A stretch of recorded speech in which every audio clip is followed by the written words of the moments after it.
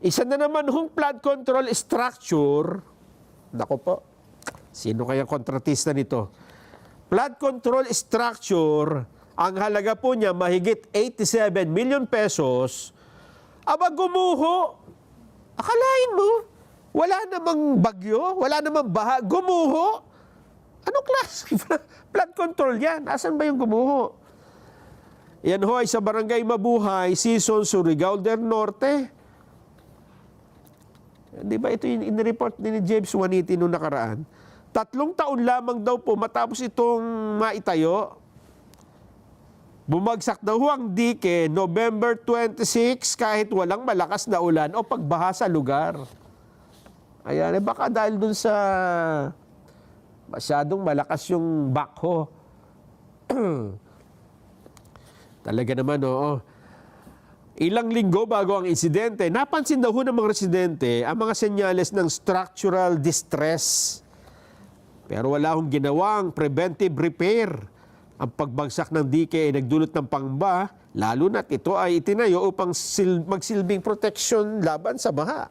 Eh wala pang baha. Gumuho na. Eh paano yan? Ito ba ang gumuho? O ito'y bagong itinatayo? Ay ito nga oh.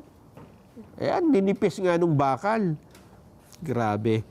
Ang collapse po'y naganap sa gitna ng mas malawak na issue ng substandard at unfinished project sa Surigao del Norte. Eh dyan ho kasi, 5 billion pesos daw po pala ang napunta dyan sa probinsya para sa iba't ibang project. Pero na-discover na may mga depekto. Yung iba naman, hindi natapos. Grabe naman, oo. Pero kung titingnan mo ang dokumento ng DPWH, ang nakalagay, completed.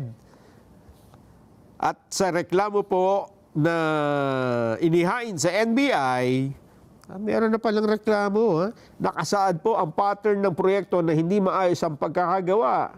Kabilang ang flood control project sa iba't ibang bayan. Ang pagbagsak ng 87 million pesos na dike sa Sison, itong binanggit natin kanina, ay dagdag ebidensya daw ho ng kapabayaan. Talaga naman, oo. Eh, yan po ang problema natin. Ano? Kung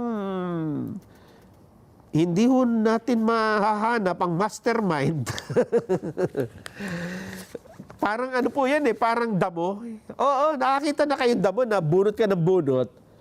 Kada bunot mo, bukas, meron na naman.